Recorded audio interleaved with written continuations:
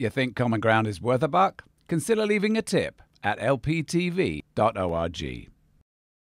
Lakeland Public Television presents Common Ground, brought to you by the Minnesota Arts and Cultural Heritage Fund.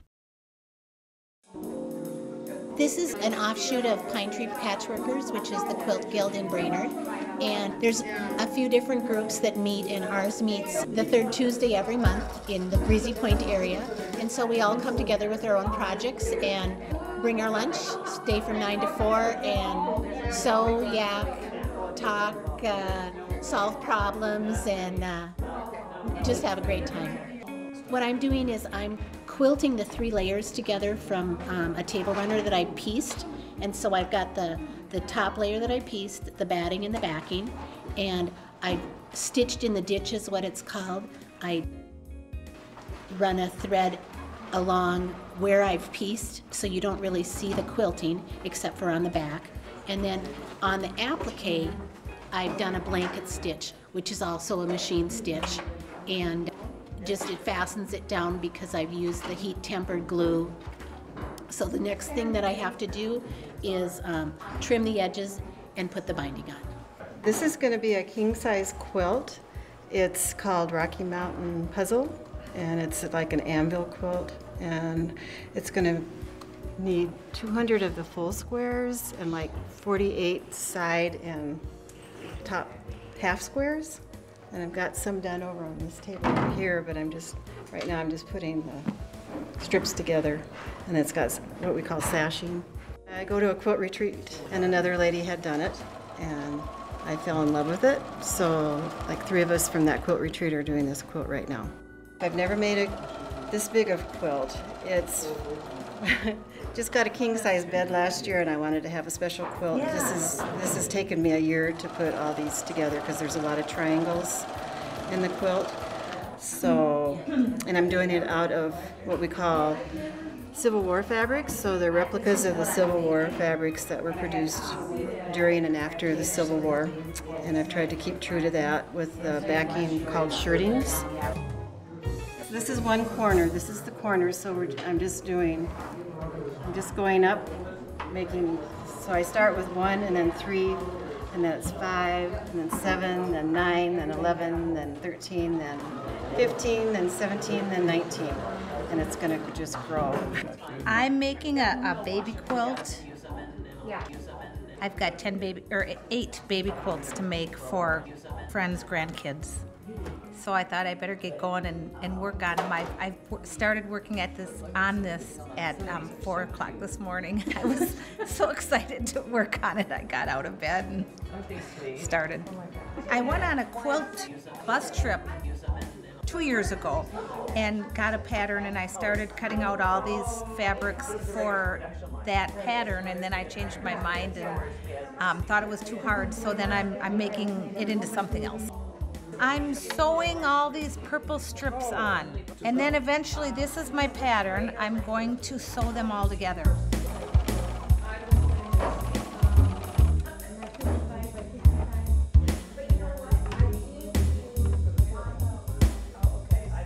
And then I've got one more strip that's at home that'll go over here.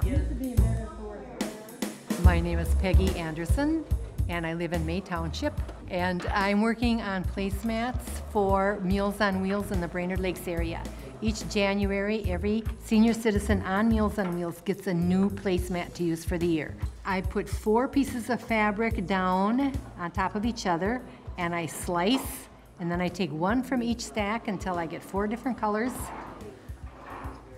and sew them together, quilt them, and now I'm just putting the binding on.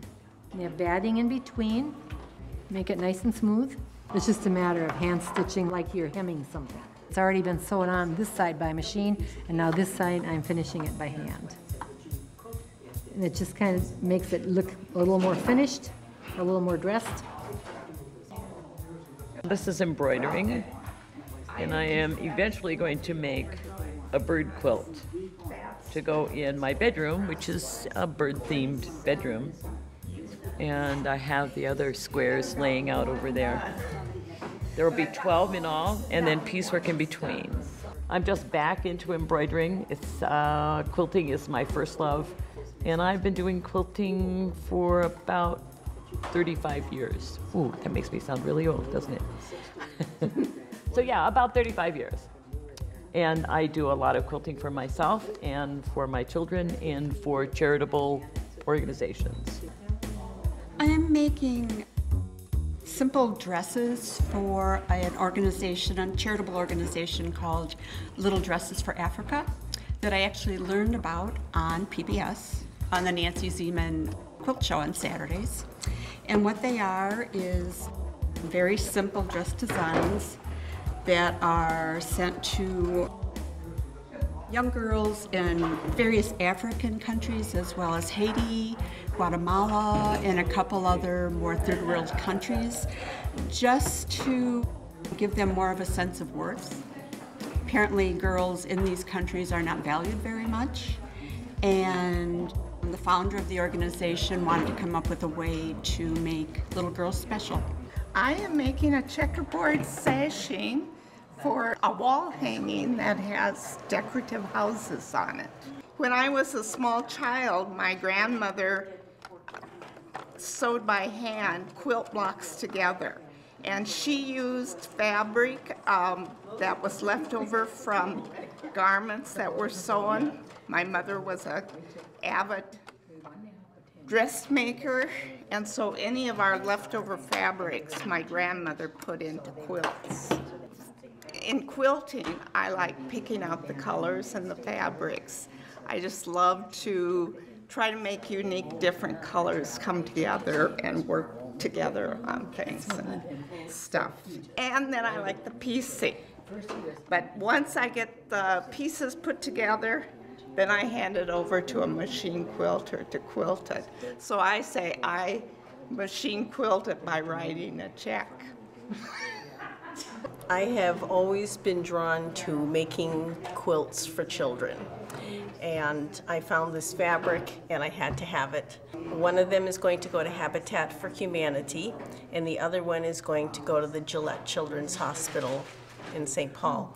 The one for Habitat Humanity will be part of a raffle, and it will include, besides the quilt, it will include a storybook, a Curious George storybook about dinosaurs, and will also include a stuffed dinosaur.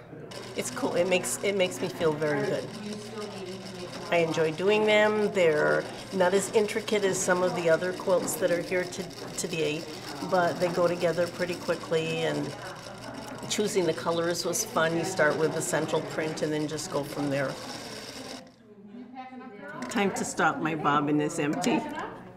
This is a wish quilt.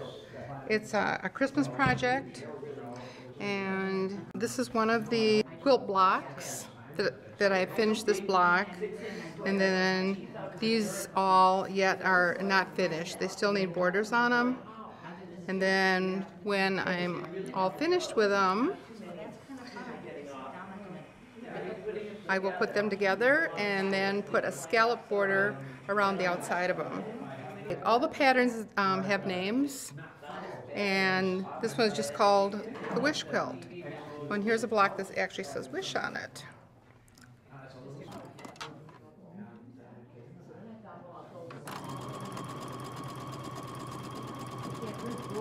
What I'm doing is I'm working on quilts that were started by my wife, who passed away last year.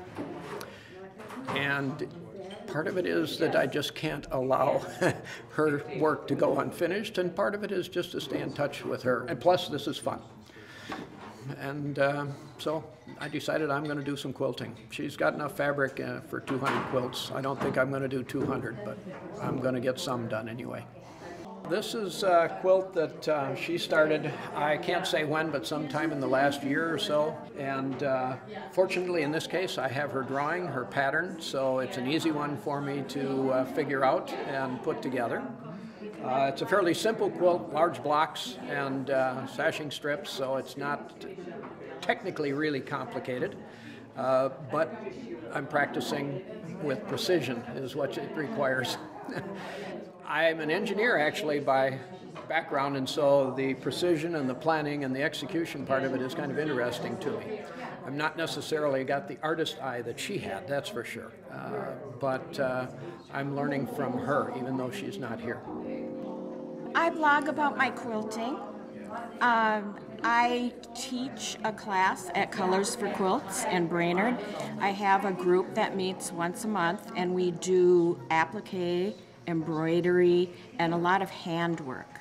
And so to kind of help me show them different things that after they leave class, they can refer back to on my blog, lessons that we covered and techniques.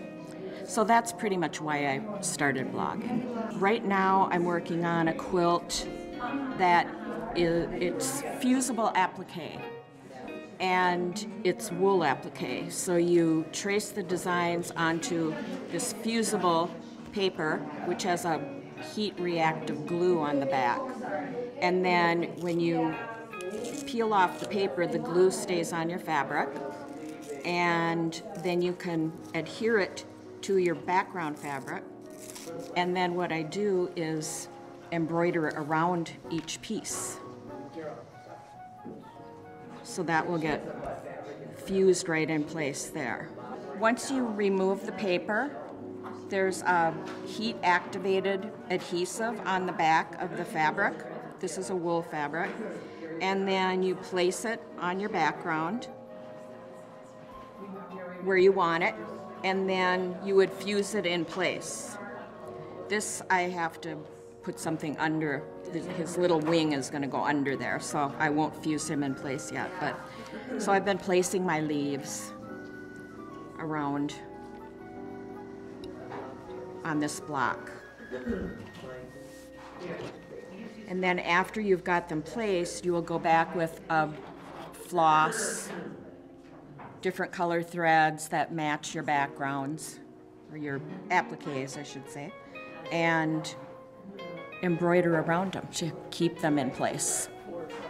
This one was designed by a quilt shop owner from Wisconsin, Menasha, Wisconsin. And what she did, she sent out the pattern every week this summer for 13 weeks. So, and you really didn't know what it was going to look like until the end. She just, would send blocks, and those are all the blocks. This will go in the center of those bigger blocks. They'll go around it. So it was kind of a mystery. And I guess what drew me to it were the words. There's words inked on each block, and then the name of the quilt is Words to Live By. And it was kind of a different technique. You use a permanent pen and you ink the words on there rather than embroidering them or something like that. So it was just kind of a different technique and a different look to a quilt. So that's why I wanted to do it. And it was kind of fun to see what the next week's word would be. And I think that's what adds a lot of the detail to it. Anybody can come. Some of the gals here don't belong to the guild, but we just invited them because there's a lot of room. The Conservation Club has been very welcoming to us, and so we just enjoy getting together. Anybody who sews can come and just bring their own projects. If you have an idea for a common ground piece that pertains to North Central Minnesota, email us at legacy@lptv.org or call us 218-333-3022. To view any episode of Common Ground online, visit us at lptv.org.